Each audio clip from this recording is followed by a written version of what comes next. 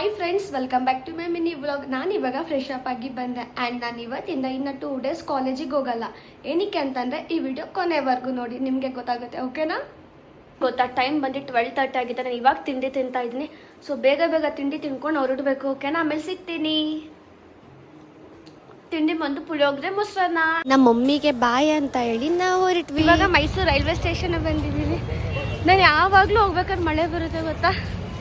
ನಾವು ಯಾರ್ಯಾರು ಹೋಗ್ತಿದ್ದೀವಿ ಅಂತಂದರೆ ಫಸ್ಟ್ ಟೈಮ್ ಫ್ಯಾಮಿಲಿ ಜೊತೆ ಹೋಗ್ತಾ ಇರೋದು. ಇಲ್ಲಿ ನೋಡಿ,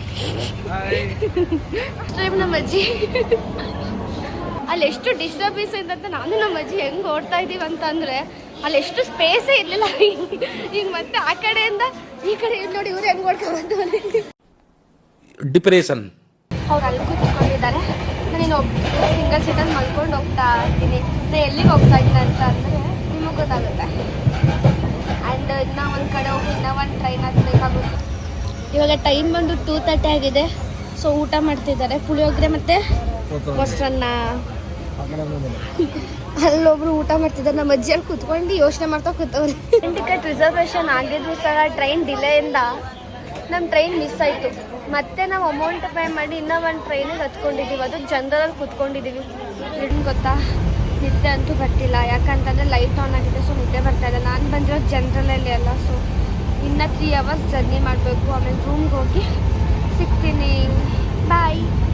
ಏನು ಗೊತ್ತಾ, ಇವಾಗ ಹತ್ತಿದ ಟ್ರೈನಲ್ಲೂ ಸಹ ನಾನು ಹೋಗ್ಬೇಕಾಗಿರೋ ಡೆಸ್ಟಿನೇಷನ್ಗೆ ಸ್ಟಾಪ್ ಮಾಡಿಲ್ಲ. ಇನ್ನೂ ಒಂದು ರೈಲ್ವೆ ಸ್ಟೇಷನ್ ಬಂದು ಕೂತ್ಕೊಂಡಿದ್ದೀನಿ. ಇಲ್ಲಿಂದ ಮತ್ತೆ ಇನ್ನೂ ಒಂದು ಟ್ರೈನ್ ಎತ್ಕೊಂಡು ಅಲ್ಲಿ ರೀಚ್ ಆಗಬೇಕು. ನಮ್ಮ ಅಜ್ಜಿ ನೋಡಿ ಹೆಂಗೆ ಕೂತಿದ್ದಾರೆ. ಅವಳು ನೋಡಿ, ಅಯ್ಯೋ ದೇವ.